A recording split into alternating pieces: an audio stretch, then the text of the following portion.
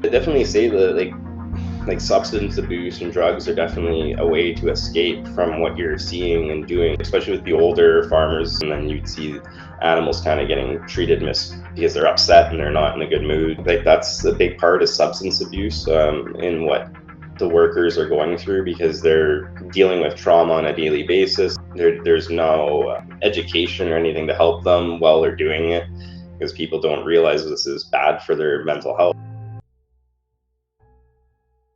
For the purpose of not getting flagged, we're going to call these facilities abattoirs and also call the workers abattoir workers. As someone who is a big animal lover and supporter of their well-being, one would wonder why I, someone who advocates for plant-based eating, would support or even care about the mental health of abattoir workers. The simple answer to this is that the psychological anguish to any living being matters. When you see the need for mental health increasing in one particular job area across all countries and cultures, it's definitely worth asking why. PTSD is becoming extremely well known, and war veterans were the first to be diagnosed with the disorder in prolific numbers. PTSD can come from any traumatic experience, and many times it's a prolonged experience. While television and movies portray PTSD victims as ex-soldiers with flashbacks of war, it's surprising to see mostly women make up PTSD rates. Police officers, firefighters, and first responders are common victims of PTSD. But another group that many people don't know about is PTSD in the animal agriculture industry. And that's abattoir workers and PTSD. So let's get started. In the United States, there's about 1,100 federally inspected abattoirs, and they collectively employ thousands of workers to turn ample amount of live creatures into profitable food commodities. According to theworldatlas.com, Nebraska is the #1 state with the most abattoirs, with Texas and North Carolina behind it. I'm first going to introduce a small study, followed by a meta-analysis, which is basically many studies on the subject combined into one, so to come out with the average answer or the most common answer. Now, in a study conducted in Nebraska, they took 137 workers working in these warehouses and interviewed them with a Kessler-6 type interview. Kessler-6 contains 6 questions that intend to seek out risk for serious mental health illnesses in the general population.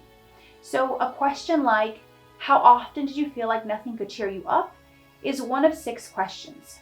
Now, this is so good because while most people know about the injuries that go on in these warehouses, the serious psychological distress, or SPD, has been understudied. The results compared their distress to the national average and found that 4.4% of SPD was prevalent in workers, compared to the 3.6% prevalence in the national average. Now, it also showed prevalence of mild and moderate SPD at 14.6%, which again is higher than the national average. Now, even though small, I think this study is still significant because more than 50% of the workers have worked here for over 5 years, so it kind of lets us see the long-term effects. Now, 20 subjects experienced SPD, while 81% of workers reported no effects. Again, this may seem insignificant, but 20 people experiencing SPD is still a lot, just because of how serious SPD is. Now, SPD also wasn't associated with duration of hours or hours worked per week, meaning that even if their workload was pretty heavy, it might have been related to stress, but not serious psychological distress, and therefore results were a direct correlation to the annihilation of animals. But first, hi, my name is Kim, and welcome to the Green Lab Coach. If you found any value in this video so far, please help by giving the video a like and subscribe for more videos that expose different industries. In recent years, there's been increased media coverage of the industry, and this is a result of leaked videos that have surfaced on the internet showing workers in this specific type of warehouse abusing animals. Extinguishing cigarettes on animals as a surface, game playing as a form of entertainment for the workers are common. Now, given that these animals are already going to be put out, is likely the reason there's less empathy, and even people watching these sad videos seem to agree. But if this is coming from an animal that's there to produce eggs or milk and not put out immediately, the rage seems to amplify with the public. Now, this anger has caused some to make changes. The UK, for example, has passed legislations requiring the installation of closed-circuit television if ever needed for investigations. If you're new here, you're going to hear me talk about the UK a lot, simply because they're one of the most animal-friendly countries. I've included them in my Is Veganism the Best Diet in the World video. And after you're done watching this, I highly recommend you watch that one. Now, many people, including myself, are quick to jump to the conclusions of these being atrocious people. But we have to leave room for possibility that long-term workers may have been hardened over time by working there. How would you say it affected you working in an abattoir? It affected me a hell of a lot. I'd go and see doctors and everything. Yeah. I thought I was going mad. I used to go to sleep and think to myself and wake up and think, oh my God, there's blood everywhere, what am I going to do? Yeah, this is really common. A lot of people don't realise the effect it has, don't. not just on the animals, No, but it's on on people yourself. like yourself. It's on yourself. PTSD, so soldiers have the most common rates of PTSD. They do, yeah. But after that, it's people who work in abattoirs like yourself. Yeah. The animals are surely victims, that's a fact. But some are starting to make the argument that those that abuse the animals are victims themselves. I know this statement is one that would have personally angered me in the past because people still have free will. I've learned things aren't always so black and white because these workers aren't just doing a hard job, but the mistreatment of workers in these jobs have came to light over and over and over. Now, a report even showed employees being denied bathroom breaks. I'm sure this isn't always the case, but this should literally never be the case. Now, while worker mistreatment won't cause PTSD, in an environment that's cold, damp, dark, dirty, and unkept, it surely adds to it. This in turn has led to workplace violation, including the abusing of the animals. The high demand for meat coming from a world with 8 billion people means demand, demand, demand, and is immense pressure on the meat industry. 70 billion animals worldwide are put out for meat each year. Now, of course, this pressure doesn't excuse bad behavior, but it gives us an understanding that people can sort of be pushed towards it, especially given the cutthroat circumstances of the job and worker mistreatment on top of that. Next, this meta-analysis was published on Sage Journals. Now, when you hear the term SHW, it stands for SH workers, if you get my drift. Now, 14 studies met the criteria which centered around examining of psychological effects of abattoir employment and that it was a study and not a review. If you don't know what a control group is, it means 2 groups of people that were studied that were different from each other to see which group had the better or worst outcome. In this case, the control groups included the national average, other people within that same community, as well as other professions. Some studies also studied people on the execution floor alone, while others studied abattoir workers in general. The review found that all of the studies concluded that SHWs have lower levels of psychological well-being compared to the respective control groups, and that included lower levels of self-esteem, purpose, and personal development. Psychological distress, trauma, intense shock, paranoia, fear, anxiety, guilt, and shame were all common. Now, one of the studies attempted to see if working in dirty conditions was the cause, but when compared to 44 other dirty jobs, such as being a janitor or home care worker, the results found no difference, and this suggests the mental health issues likely stemmed from the annihilation of the animals.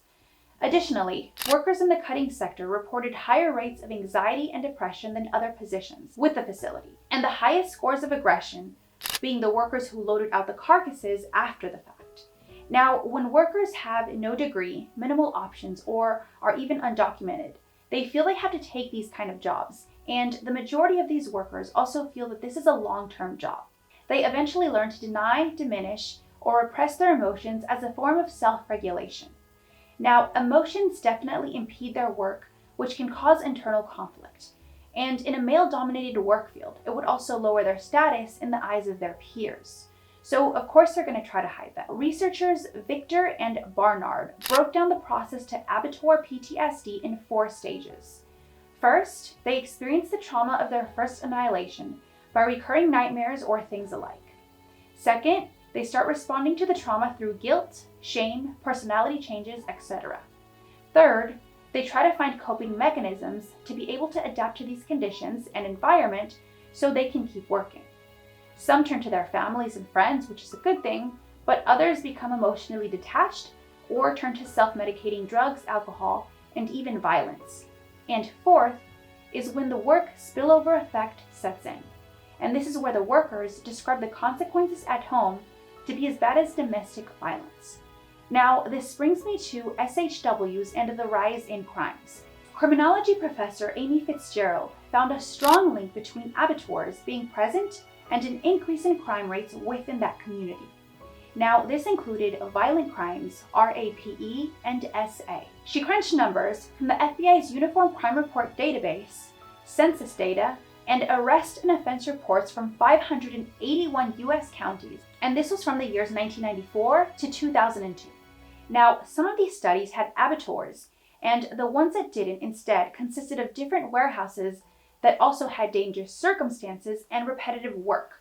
While abattoirs were associated with a 2.24 arrest increase annually per 175 employees, so the bigger the abattoir, the higher the arrest. The rest of the warehouses didn't see an increase and in some cases even saw a decrease. Again, it seems like a direct correlation to abattoirs only. Now, more studies need to be done to determine if the crimes were being committed by the employees themselves or other members in the community. But something that makes this all more curious is that abattoirs tend to be hidden from the rest of the community, which makes this all the more puzzling. How can these extra crimes be committed by the members in the community when they don't even know that it's there? It's not like the sighting will bring the worst out of them given that they can't even see it. Now, the causes of increase in crimes is sometimes surprising, like whenever there's a full moon or how it increases in the summertime. But I don't think this is the same thing. If you look at the actual study, you'll see that Amy controlled for a lot of different things, including influx of new migrants moving to the area. The fact that many of these workers are desensitized makes it more likely that they'll bring some of that trauma home and make bad decisions, aka the spillover effect as we mentioned earlier.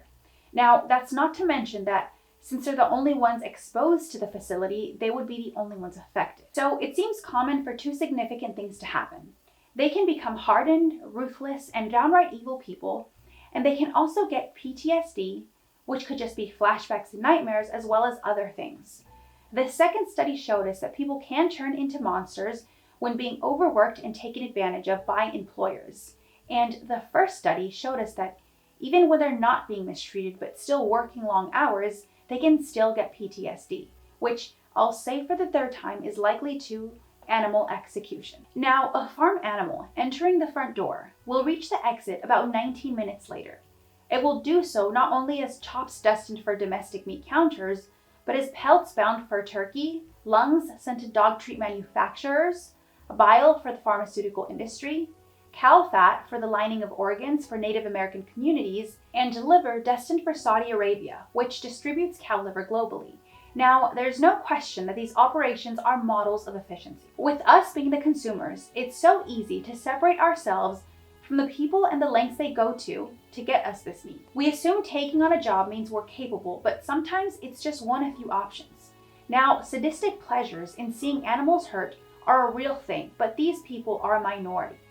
For the most part, people take on these jobs as a last resort or their only resort, and according to the book, Perpetrations Induce Traumatic Stress, the human mind is not suited for killing. Now, the other question also asks if hardened people are maybe drawn to this job, but studies have shown changes in personalities over time. Now, when we see a dog being attacked by its owner, we see someone who's disturbed. So, when you pay someone to execute, even if it's structured, day in and day out, we have to understand that it's very likely that it will take a toll on them. All in all, we shouldn't have sympathy for anyone causing harm to any other living being, whether it's an animal or human being. But preventative measures need to be implemented because mental health matters. Now, one of the best things we can do as a society is cut down on our meat intake or eliminate it completely. Again, if you haven't watched my veganism or video on meat, head on over there right now and you'll see what I mean. In the end, the choice is yours.